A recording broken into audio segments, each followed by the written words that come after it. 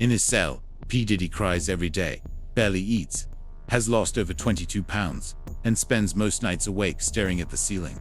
This is what one of the prison guards who works in the wing where P. Diddy is detained reported in this video. You will hear in more detail the real account of this police officer who works in the prison where P. Diddy is held awaiting his trial.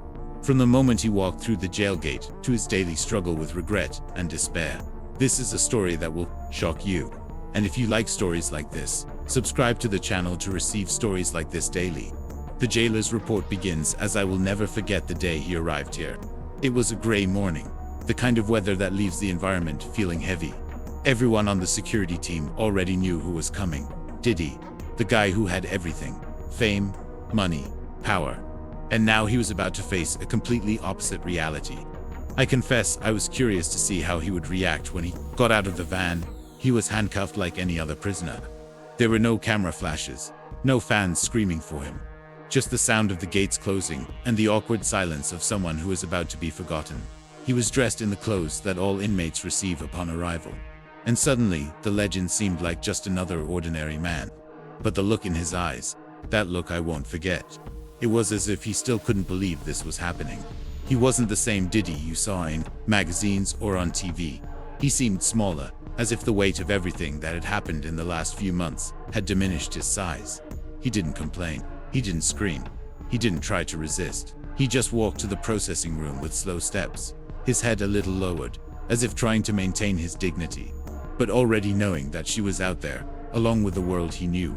When they took off his handcuffs and started going through the entry procedures, taking photos, taking fingerprints, giving basic instructions on how the prison works, he didn't say a word.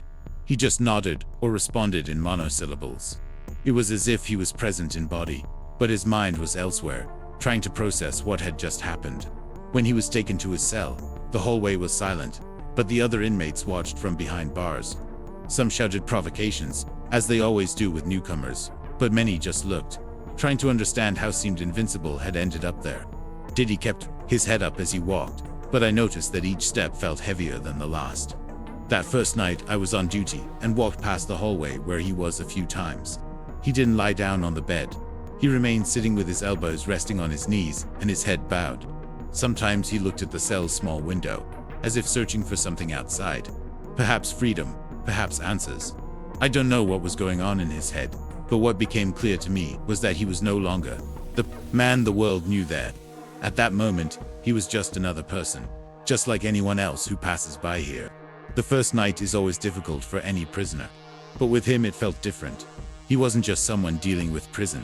He was dealing with the end of a lifetime built outside. The next day, when the routine really started, it was clear that Diddy still hadn't assimilated where he was. For anyone who has never experienced anything like this, the routine of a prison can be suffocating, and it is no different for him. Here, everyone is treated equally. It doesn't matter if you were a multi-millionaire or someone who never had anything. The rules are simple and strict, and he figured that out pretty quickly. Breakfast is served early, and the cells are opened for inmates to go to the cafeteria. When I passed the corridor where he was, I saw that he was taking a while to leave. He seemed confused, looking around as if waiting for someone to guide him or call him. But here that doesn't happen. Newbies have to learn by themselves. After a few minutes, he finally left the cell, his steps slow, almost unsure. In the cafeteria, he took his tray and sat in a corner alone. None of the other inmates approached, nor did he try to talk to anyone. The food here is no gourmet experience, far from it. It is functional, made to keep prisoners fed, but without luxury. He stared at the tray for a long time, as if he was trying to decide whether to eat it or not. In the end, he took a few bites, but left almost everything on the plate. After breakfast, prisoners go about their activities, work, exercise, or whatever is on the schedule. He was taken to the courtyard, but he just stood in the corner watching. Many inmates use this time to exercise or talk, but he felt like he was in another world.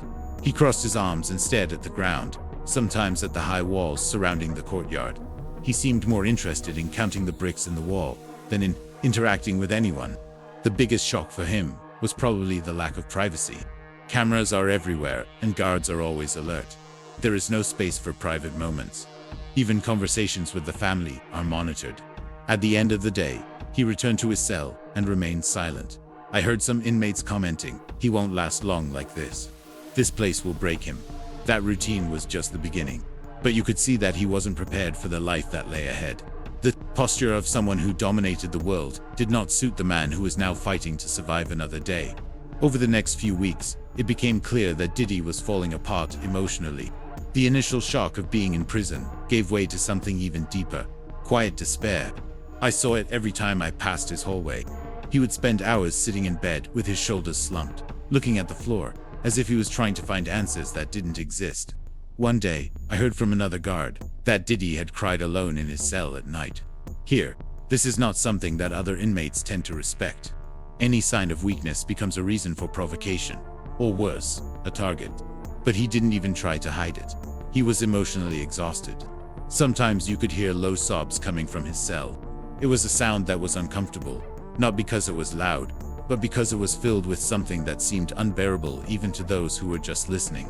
He also began avoiding as much interaction with other inmates as possible. In the courtyard, he always chose the farthest corner, as if he wanted to disappear. When someone tried to approach him, he barely responded, just mumbling something short or nodding his head. This voluntary isolation only made things worse. In prison, solitude is not a refuge. It's a weight that can break anyone. Depression began to affect his physique. The posture he had before, with his chest puffed out and head held high, disappeared. He walked with his shoulders hunched, as if the weight of his own thoughts were crushing him. He started to lose weight quickly. A guard told me that during a routine weigh-in, they discovered that he had already lost more than 10 kilos in a matter of weeks. He stopped taking care of his appearance at first. Even though he was imprisoned, he still seemed to take pride in maintaining a clean and tidy appearance. But now his hair was disheveled, his beard was growing out of control, and the uniforms he wore always looked wrinkled. It was as if he was giving up on himself. I saw many prisoners pass through here and face this phase of emotional collapse. But with Diddy, it felt more intense. Maybe it was the contrast between the man he was outside and what he had become inside. He wasn't just another prisoner dealing with the harsh routine. He was someone who never imagined life could come to this. Each day seemed more difficult for him than the previous one. And you could see it in every gesture, every empty look. For a man who had the world in the palm of his hand, he now seemed to have no control over himself. As time passed, Diddy's changing physicality became impossible to ignore. When he arrived, he still had that bearing that everyone associated with the powerful man he was. But now, weeks later, he looked like a shadow of his former self. I heard colleagues commenting that he had already lost more than 10 kilos. It wasn't just the weight. He looked malnourished, fragile, someone who no longer belonged in the body he inhabited. Food was one of the clearest problems here. The food was never a feast. But for someone who came from the world of lavish parties and meals prepared by top chefs, this was an even bigger shock.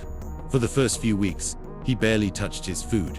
He would take the tray, sit in the usual corner, look at the plate for a few minutes, and then leave almost everything untouched. It wasn't a matter of taste. It seemed like he just couldn't eat. I remember one night in particular. I walked down the hall during dinner, and he was sitting in his cell with his plate on his lap. But he wasn't doing anything. He just held the fork, staring into space, as if hunger no longer existed for him. Some inmates scream or complain when they are dissatisfied with the food, but Diddy wouldn't say a word.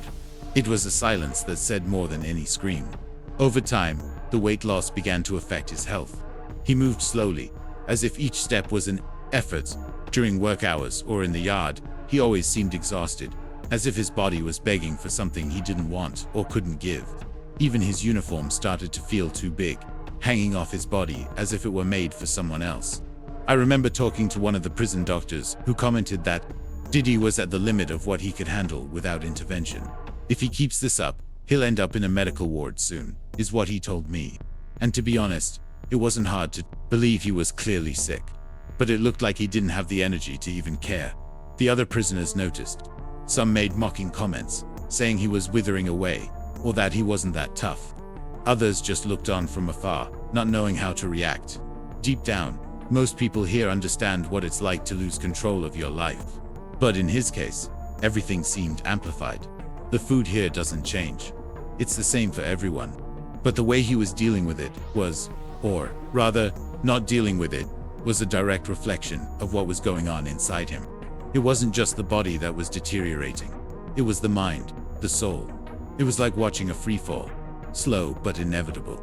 It was in the third or fourth week that the crying spells started to become more frequent. It wasn't something he made a point of hiding. It seemed like he didn't even have the energy for it. During night rounds, it was common to hear sobbing coming from his cell, especially in the quieter hours when the noise from other prisoners died down. That part of the night when most people try to sleep seemed to be the time when he was most haunted by his own thoughts. One night, as I was walking down the hall, I heard him muttering to himself, almost as if he was praying or trying to justify something. Phrases like, "I'm not ready for this," and "I can't live like this," were repeated. It was something I'd seen from other inmates before. But coming from Diddy, it seemed even more intense. He wasn't just a man broken by the system. He seemed to be facing something much bigger within himself. A more experienced guard told me that Diddy had spent most of the previous day crying quietly in his cell. He didn't scream. He didn't make a scene. It was a contained but constant cry, as if he could no longer hold the weight of what he was feeling. At times, he seemed to try to compose himself, wiping his face or taking deep breaths. But soon after, the sobs returned. The few moments when he said something were filled with regret, according to reports from other prisoners who occasionally came across him in the cafeteria or in the courtyard. He would mention things like, "I should have done it differently," or "none of this was worth it." You couldn't tell exactly what he was talking about, but it was clear that he was reliving past choices and actions, wondering where it all went wrong. Regret seemed to eat away at him from the inside. It wasn't something he confessed directly, but it was there, evident in every gesture, in every empty look. He spent hours sitting on the bed, staring at the small mirror in his cell, as if he were trying to recognize the person he saw there. For many prisoners, the moment of facing their mistakes is liberating, but for him, it seemed like torture. Once, during his rounds, I noticed that he had put a towel over his face, muffled the sound of his sobs. I don't know if it was out of shame or trying to protect himself from the eyes of the other inmates, but it showed that despite everything, he was still aware that he was being watched. And in here, any sign of weakness can be used against you. Regret, guilt, and fear of facing the future were clearly consuming him.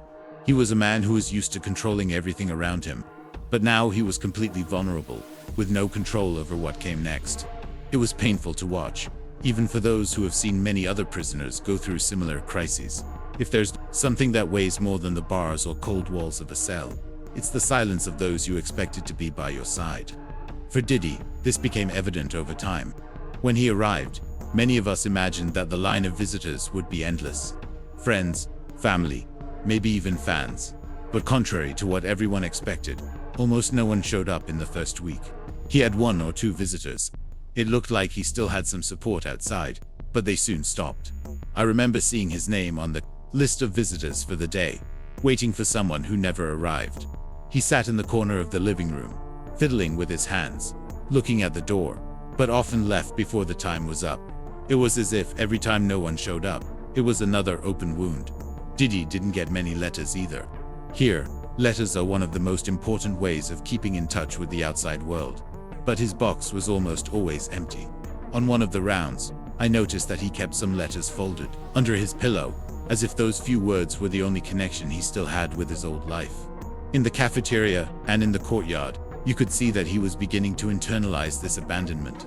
He avoided talking to other prisoners, even when someone tried to start a conversation. A colleague told me that he heard him say to another detainee out there, "They forget you. Everyone forgets." It was a simple sentence, but filled with something deeper, a mix of hurt and resignation. The lack of support began to affect his emotional state even more. Sometimes I saw him sitting on the bed with photos in his hands.